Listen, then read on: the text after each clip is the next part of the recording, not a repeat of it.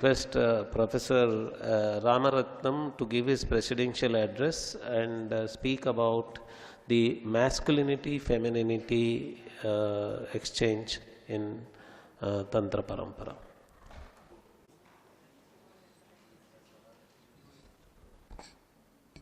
Shri Gurubhyo Namaha. Shri Radha Krishna ki jai. Jagat Guru Kripaluji Maharaj ki jai. Pyare Pyare Swami ji ki jai. It is the wish of Dr. Nagaraj Paturi that everyone should begin with a few sentences in their mother tongue. Therefore, I will speak a couple of sentences in Tamil. எல்லா ஆசான்களுக்கும் என்னுடைய பணிவான வணக்கங்களை முதலில் தெரிவித்துக் கொள்ள விரும்புகிறேன். இந்த அமைப்பில் இன்று தந்திரங்களை பற்றி விசாரிக்கிறோம் என்பது மிகவும் பெருமைக்குரிய விஷயம். அதனால் உங்கள் எல்லோருக்கும் எங்களுடைய பணிவான வரவேற்பை கூறி இந்த நிகழ்ச்சியை தொடங்கி வைக்கிறோம்.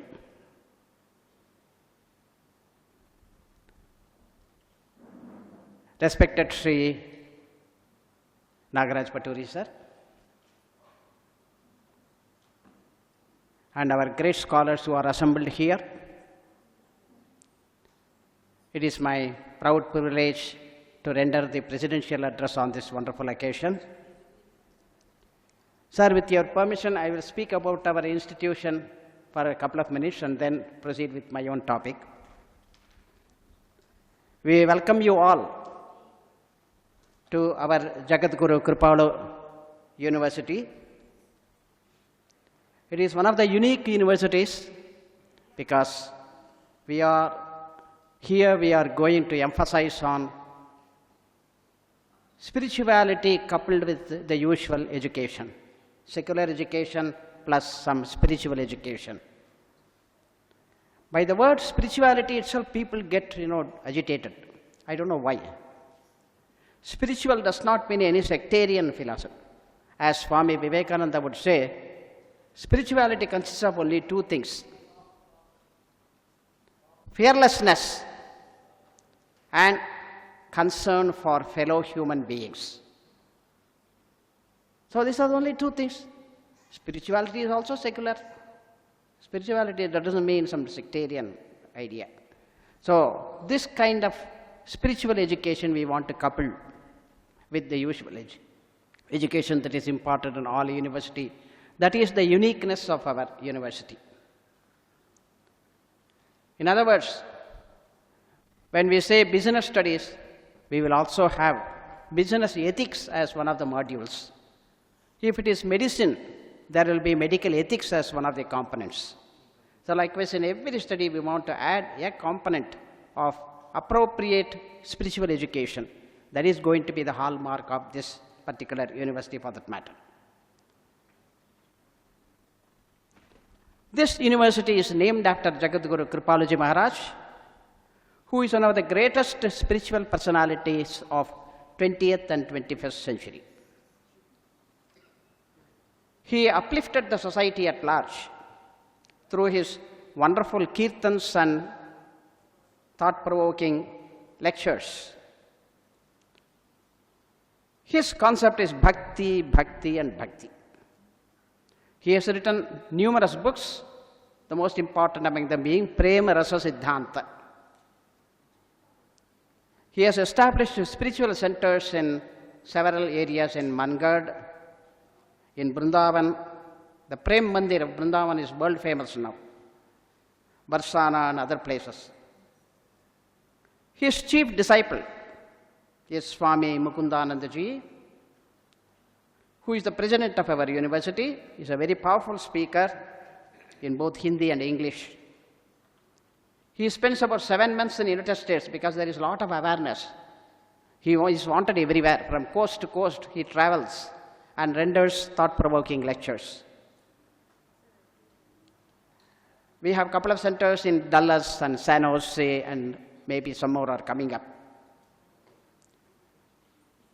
He has established several centers in Odisha Odisha has been welcoming Jagadguru Kripaluji Maharaj and our Swamiji for various, for a number of years for that matter. So we have centers in almost every district for that matter, and we have centers in Gujarat and Delhi and Hyderabad. Our Swamiji has become very popular in the south also for the past couple of years. Every year he renders 3 or 4 lectures in Hyderabad and some in Bangalore and some in Chennai also.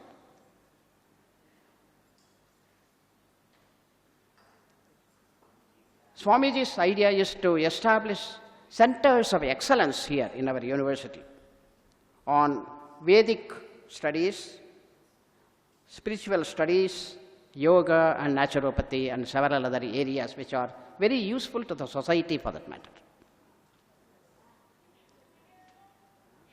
This is run by JKYT, Jagadguru Kripalu Yoga Trust, a public charitable trust.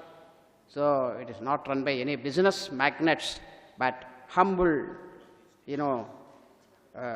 charitable trust. The campus, as you have just had a glimpse, consists of about 100 acres. We have already the yoga and naturopathy hospital running for about 5 years or so. And our allopathy hospital is also running for the past few years for the benefit of the villagers here.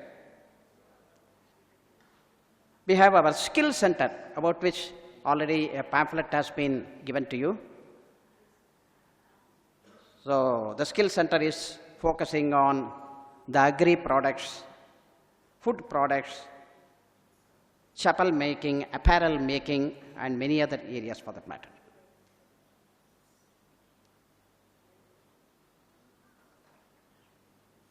We have 3 canteens here, one for the satsangis, ashramvasis here, and another for others, and then a separate canteen for our naturopathy patients, where holistic naturopathy food is given.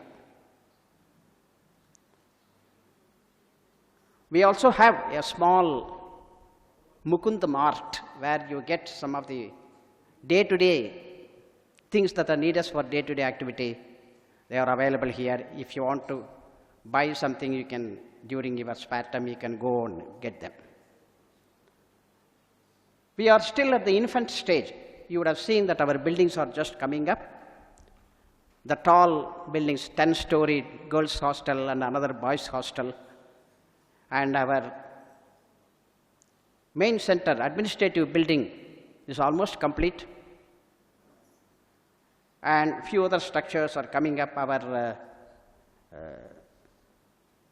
center for studies, various academic blocks, and for the staff quarters, all these are coming up. The speciality of this campus is that we have morning and evening prayers here in the same hall. Well, this is an extended portion there.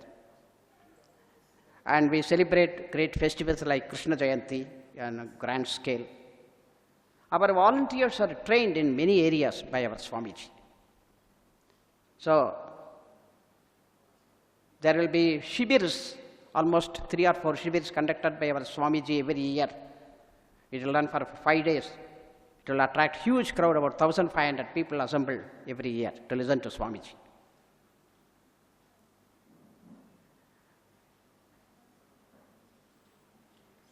With these few words, I submit my grateful thanks to Dr. Nagaraj Patori for giving me this opportunity, and Mr. Hari, our benefactor, great soul, Mr. Srinivas, who has been very active, with whom I am in touch for the past couple of months in conducting this particular conference.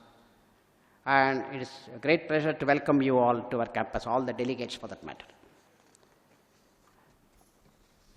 Sir, I think my time may be counted from now.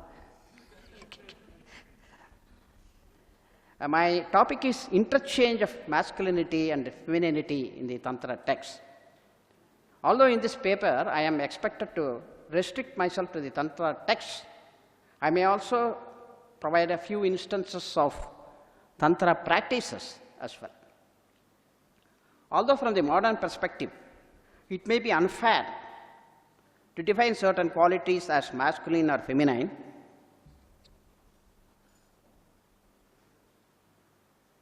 considering the age in which the Tantra texts were composed, the present topic may be justified.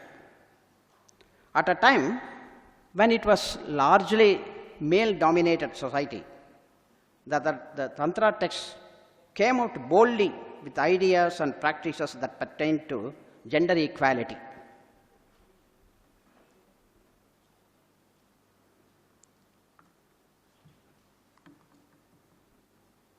Where is mine? Okay.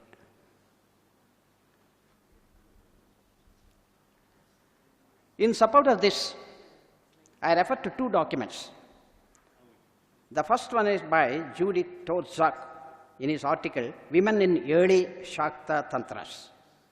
He says, finally, women are also entitled to perform many Shakta rites in the same way as men, on equal grounds. The examples demonstrate that women had the full right to perform worship, to use the power of a deity, including the pantheon worship, combined with visualization. Mantra recitation also was permitted for them, and fire offerings were performed by them. Although it happens that women are seen as less able to perform some rites that men perform, it also occurs that a rite or a mantra is said to be more efficient for them. That is his opinion. I may draw your attention to another article by T.S. Shyamkumar. In fact, it's a book, Expiratory Rites in Kerala Tantra. That is the name of the book.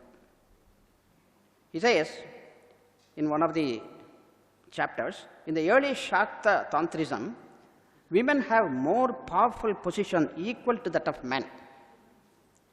During this epoch, women also participated in various rituals, events like Homa, Puja, Japa, Dhyana, etc. This ritual participation gives a variety of positions to the women folk. That's what he has said. We find, of course, in literature also, in Bhavabhuti's Malati Madhava,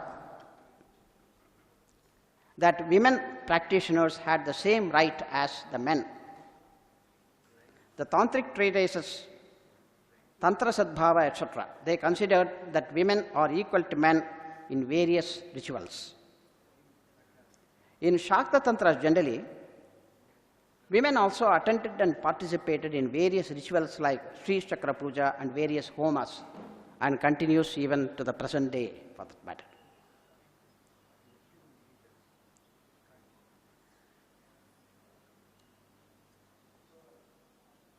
As far as the Vedic literature is concerned, let us see how they treat women. A couple of examples I will give. Dyau, he usually referred to as father, while Prithvi is considered as the mother. But it so happens in some of them, in later Vedic hymns, we find that te hi Dyava Prithvi Mataraha. Both of them were considered as Mataraha. And one of the scholars, he believes that the Prithvi aspect was so powerful that it influenced Dyau, who also became feministic in the approach. Therefore, they are considered, instead of calling one as the father and the other as the mother, both were called as mothers. Granting that masculinity and femininity are separate from each other, the marks of masculinity may be listed as, it's only in a general way, courageous, self-believing, strong, valorous, determined, etc. The corresponding physical features like tallness, upright standing, broad shoulders, broad chest, long arms, they also correspond with that. Femininity may be characterized by motherly feeling, fear complex, wavering, suspecting dependent nature, tender limbs and so on is not my opinion. Mahabharata says for that matter, mrudutvam cha tanutvam cha viklavam tathaiva cha stri gunaha rishibhihi proktaha etc. And correspondingly, vyayamaha karkashatvam cha viryam cha purushe gunaha. But according to sociologists like Connell, well, not all these characteristics fit into people, actually, all the people, in the prescribed way. Masculinities and femininities may be recognized as socially constituted, fluid, wide-ranging, and historically and geographically differentiated. Now let me state one Purva Paksha, because our Nagaraj Patoriji always says, why don't you find out one Purva Paksha for you and then answer it.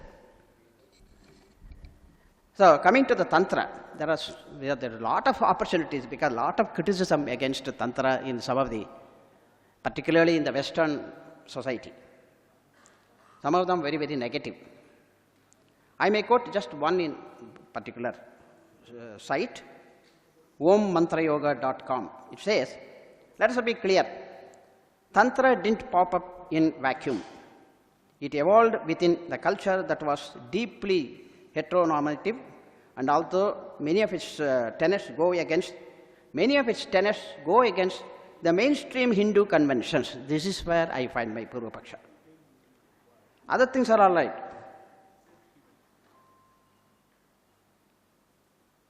Therefore, it is our duty to state that,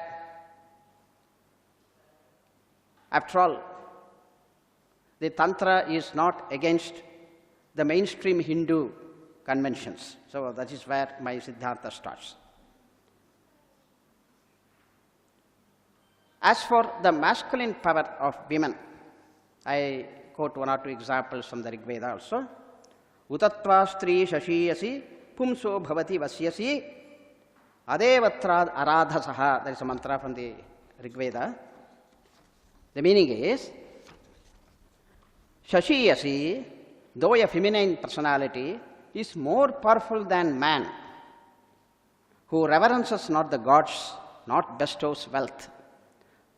So, according to this statement, a man who does not respect the gods, nor offers charity, is rather weak. On the other hand, the feminine personality can be stronger, because she is very compassionate, she is interested in giving dana, and she is interested in worshipping the gods. That is probably the suggested meaning out of it. We may be under the impression that at the Vedic times, women were not entitled to perform or undergo the Vedic education. But let us see this particular mantra from the Atharva Veda. The mantra also indicates of the women power. Brahma param ujyatam, Brahma param ujyatam, Brahma purvam, Brahma antato, madhyato, Brahma sarvataha.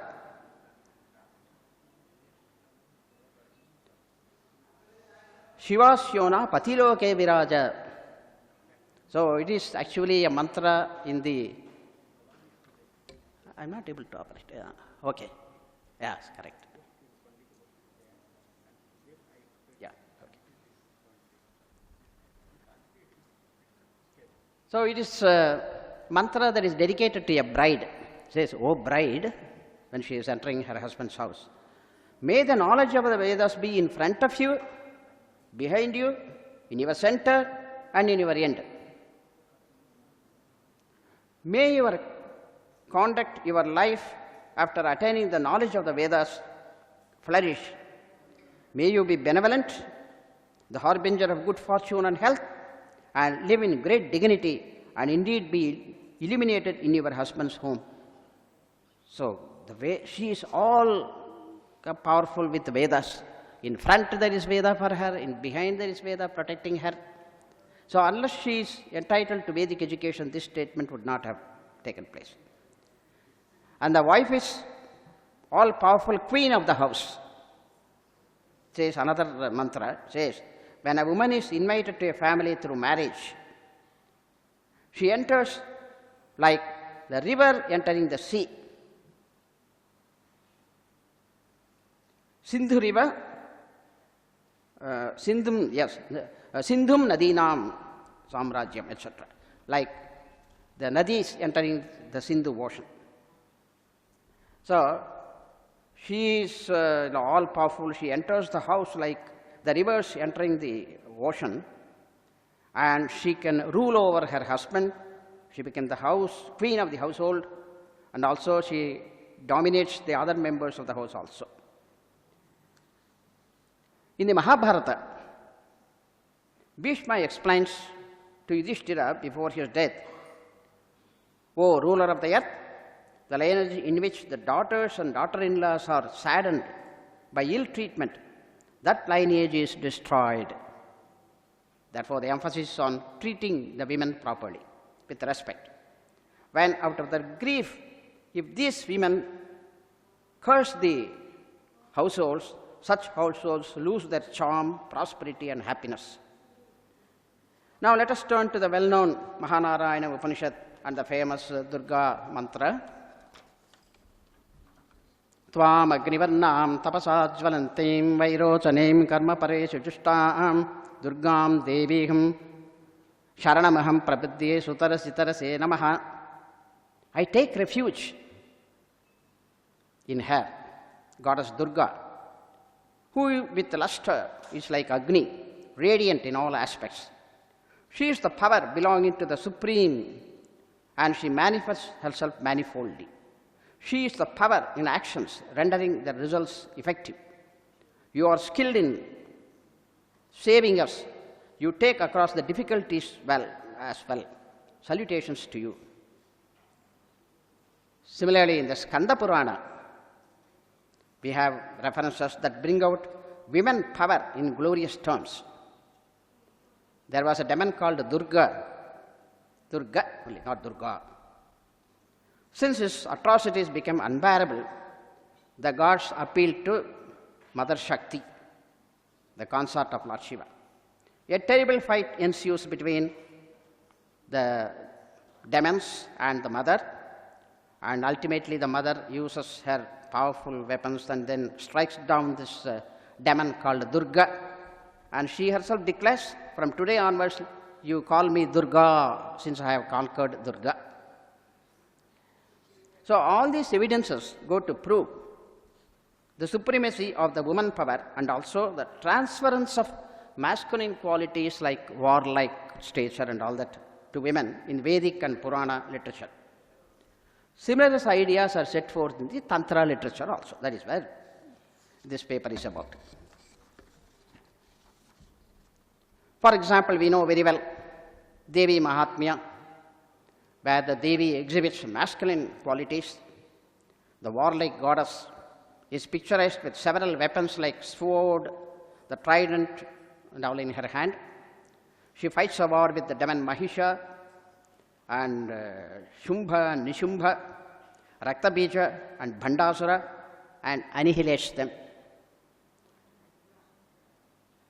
The earth shook, all the mountains trembled, and all the gods wished victory. They were terrified in that wonderful, that great battle when the Devi marched against the demon. Then the Asura saw her spreading all over the three worlds by her lustrous power. So he tries to strike her down with his arrows, but the arrows sent by the demon could not do anything to Devi, and Devi ultimately conquers him. In his Tantra Loka, about Abhinavagupta, our previous speaker has spoken very beautifully. He refers to Lord Shiva as not only the father, but also the mother of the universe. We are reminded then of the Ardhanarishwara form. The Lord shares masculinity and femininity equally in his body. And similarly, in the Mohini Avatara, Lord Vishnu takes the feminine form.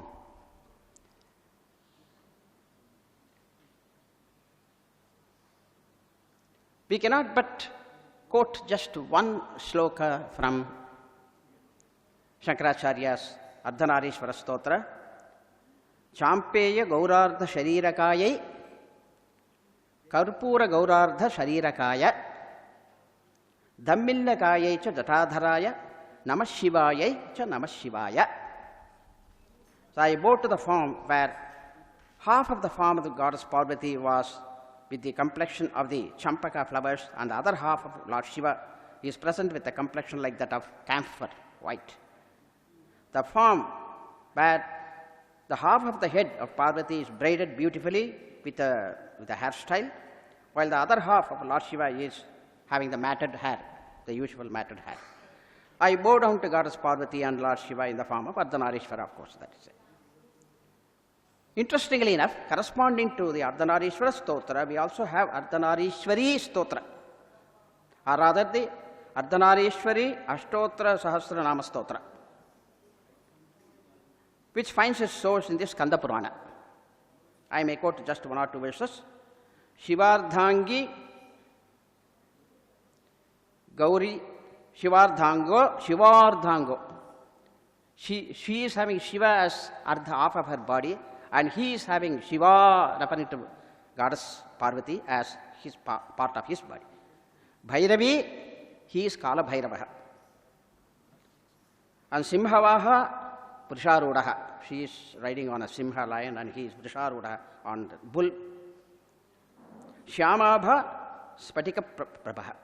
She is of Shyama color, and he is of Spatika color. Beautifully. So, that is how this Ardhanarishvari Stotra describes both the Lord and his consort in alternate terms. So, that gender equality is seen here.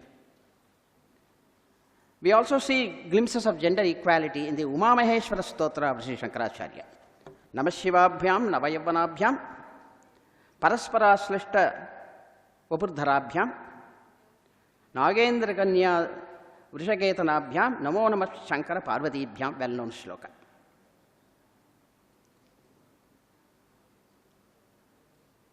I may just quote one line from the Western scholar about this Ardhanarishvara form. He says, Ellen Goldberg, he says, the image of Ardhanarishvara does not merely present a synthesis of masculine and feminine gender traits, but rather attempts to portray a fundamental belief in the possibility of personal transcendence. This is where my paper is laid. Usually understood as the attainment of non-dual consciousness. However, it can only capture this ideal if and when the ego of gender, which at times distorts the privileges of male half of the image, has been recognized and overcome. The idea is, we, amongst us, the male should not be proud of his masculine qualities, nor the women of their qualities. Both should complement each other, as we see in many other texts of dealing with psychology and physiology.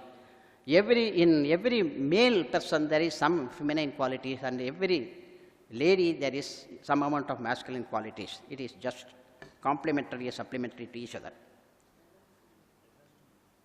Again, Mohini Avatara. Again, I may quote a shloka from Sri Shankaracharya's Saundarya-lahari. Haristham aradhya pranadadana saubhagyajanani pura nari bhutva puridbimba kshovamanayat smaropi tvamnatva ratinayana lekhyena vapusha muninamapyantaha prabhavatihi mohaya bhavata. Lord Shiva is always in the Vairagya mood, and he is always in penance mood, and he is known for his renunciation, Vairagya. He is always in a yogic posture. And of course he is in the Samadhi state. If such divinity as Lord Shiva is enamored of Mohini, then it was only because Mohini herself was blessed by Devi, otherwise she wouldn't have got that power. So, Manmata had been burnt to ashes by Lord Shiva, but he could not regain his form to continue his creating the love activities in the human minds. But it was because of the compassion of Devi that Manmata could resume his activities.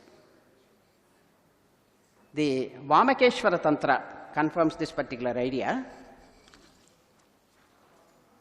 Etyameva puraradhya vidyam trailokya mohinim trailokyam mohayamasa kamarim bhagavan harihi kamadevopi deveshim devim tripurasundarim samaradhya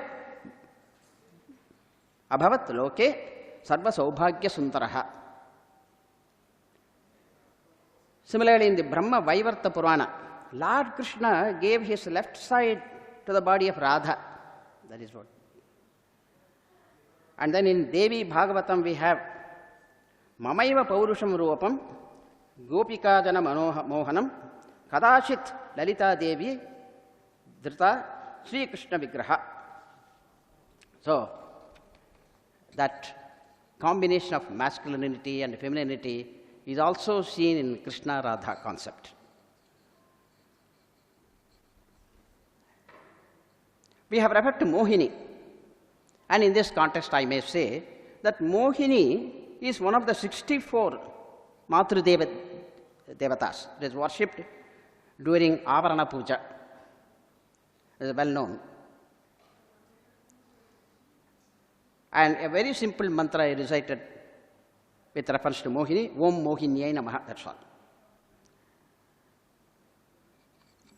And Mohini is also the name of the Matrika Shakti created by Maharudra in order to control the plague of demons created by Andhakasura.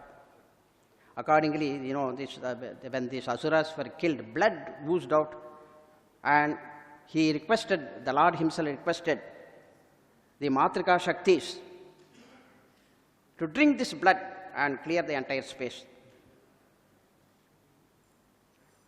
Now I will just mention a few Tantra practices that exhibit exchange or interchange of masculinity and femininity.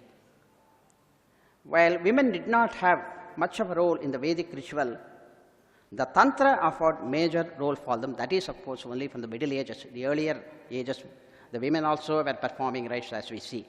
Even in Kadambari of Pattabana, we find Mahashweta, not only is she wearing the sacred thread, but she is also performing a number of rites.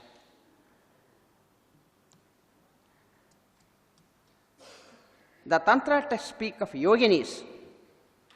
Who are these yoginis? So according to some of the scholars, they may be some of the great women practitioners of the Yoga Tantra or some of the deities themselves. There are at least 4 yogini temples in India, very important of them, which consists of figures of 64 yoginis.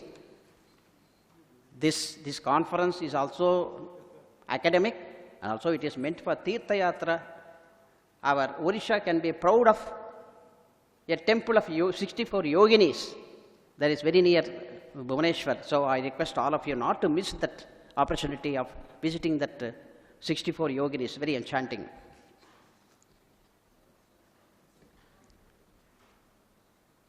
It is said that the male tantrikas also must worship this Shakti in all women, not only, that is why in the pujas, the Kumari puja is observed, and then the women, Stri puja is observed, because they should be treated like gods.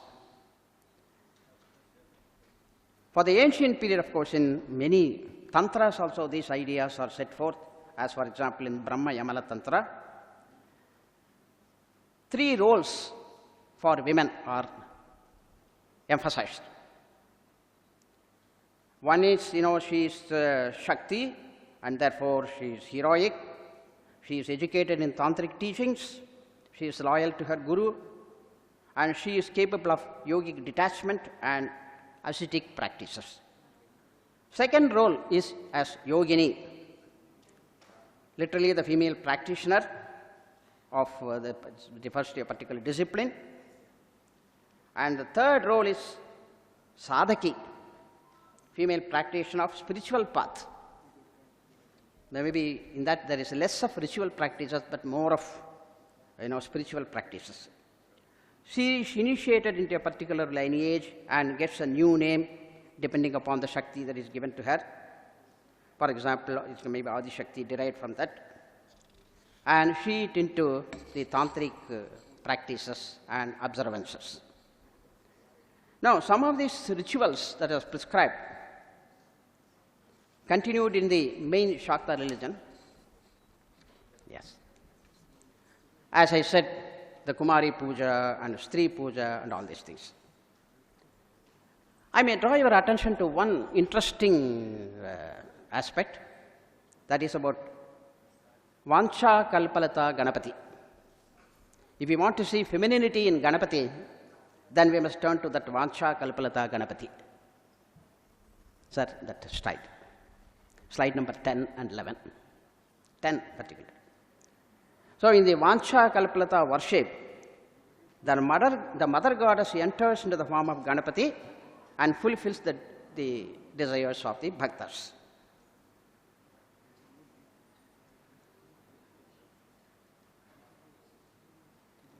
So the Lord is particularly the most interesting aspect, as I found, is that Lord Ganapati is dressed as a woman because Lalita Tripura Sundari transmigrates into his form according to one section of the Tantrika worship. We also come to know about this deity in some of the old texts also.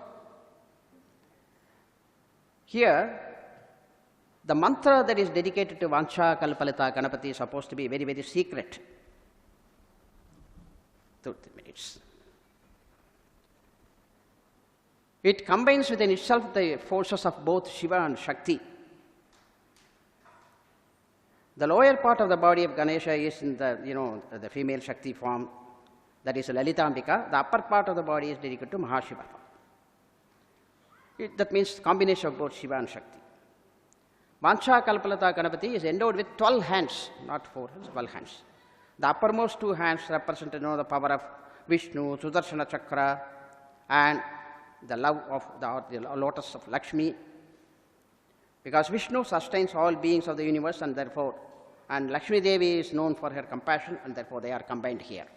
So it is not Shaivistic or Vaishnavistic, it is a combination of all the 3. Shaiva, Vaishnava and Shakta. All the weapons, Trishula, for example, representing Rudra on one hand, 12 hands, each one has some weapon or other. And then the middle 2 hands represent Brahma, because holds sugar cane, and Saraswati in another represents in another hand. And the lower hands, it holds a mace, Gadha. It represents Varaha, and Varahi is represented in another hand holding rice paddy. So there is also a mantra called Vancha Kalpalata Ganapati mantra. Next one. It's supposed to be a very powerful mantra, so I dare not recite it. Please just see it.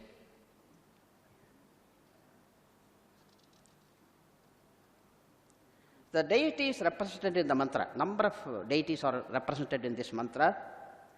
They are Kshira Prasada Ganapati, Uchishta Ganapati, Sri Vidyavallabha Ganapati, Agni, Surya, all the Panchadashi mantra deities, Bala Tripura Sundari, Kupera, Lakshmi, Vishnu, Rudra, Neela, Saraswati, Bhuvaneshwari, all Gayatri mantra deities, all the deities are represented in this mantra itself. So I think I may skip some portion. I may just refer to 1 or 2 aspects of what I am trying to say of masculinity and femininity. See, men are generally proud of their masculinity, but when bhakti dominates, they are prepared to shun their masculinity and adopt femininity in order to place the mother goddess on pedestal and worship her. The Chamaya Vilaka festival in Kerala, that represents that. In this temple, men dress themselves as women and offer worship to the goddess. Similarly, in Jambukeshwara temple in near Trichy, at about 12 noon due to Madhyana Puja, midday worship, the priest adorns himself in the feminine dress and offers worship to the Lord and also to the deities. There is one, of late it has become very popular, Melmarvattur near Chennai, Adi Parashakti temple. The chief of that temple is called Bangaru Adigalar. He is calling himself Bangaru Adigalar. He is called as Amma, mother. One small episode is very interesting, where Lord Shiva is called Thayumanavar, means he has also become the mother. It seems there was a great devotee and their daughter was in the advanced stage of pregnancy, and at that time the mother was on one bank and of river Kaveri and the daughter was in another bank. So the pregnancy time, the delivery time arrived and this girl was crying for help, but the mother could not come because the river was flooded. Nobody was prepared to take her by the boat. Then, but the girl saw that her mother came and she attended to the delivery, and after some time she went away. And then a few days back the mother herself came, and on seeing her, then she was apologizing. Please forgive me, the river was flooded, so I could not come. But the daughter said, no, no, no, you came and attended to my delivery. Both were shocked, and they found that it was Lord himself who came as the mother and helped the devotee to deliver safely. So it's called Thayumanavar. We have the temple near the rock temple. Lord Ganapati is at the top, but in the bottom we have Thayumanavar temple. Even today, pregnant women go to this temple and pray for safe delivery. This deity and his this particular episode is referred to in some of the ancient Thevaram songs. In conclusion, the purpose of this paper is to emphasize that the interchange of masculinity and femininity in the Tantra paved the way for mutual respect of men and women. In a way, it is a forerunner for gender equality, that I may say. We had women sages in the Vedic, as referred to in the Vedic hymns, and composers of Vedic hymns also. I need not refer to the names, they are already well known. But due to various factors, this practice somehow got dropped. But still, it was tantric practices, tantrism, that brought back the respect for women, because they were also entitled to perform homa, puja, etc. Thus we see, probably it was the influence of this tantric cult that we had women saints like Karaikal Ammayar, Sri Andal, and Akka Mahadevi in Karnataka, and probably Meera also can be included. And even today, in the 20th, 21st centuries, the worship of Sri Vidya and Vilakka Puja is performed in various centers.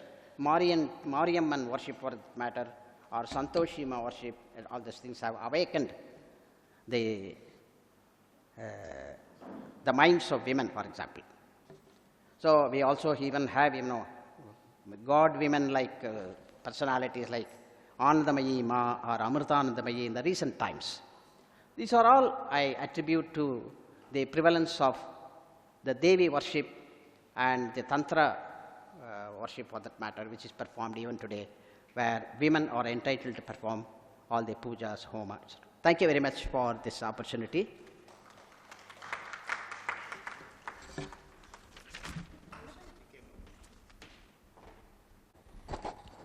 Thank you very much, Professor Ramaratnam. That was really a very enlightening presentation on a very pertinent topic of masculinity and femininity.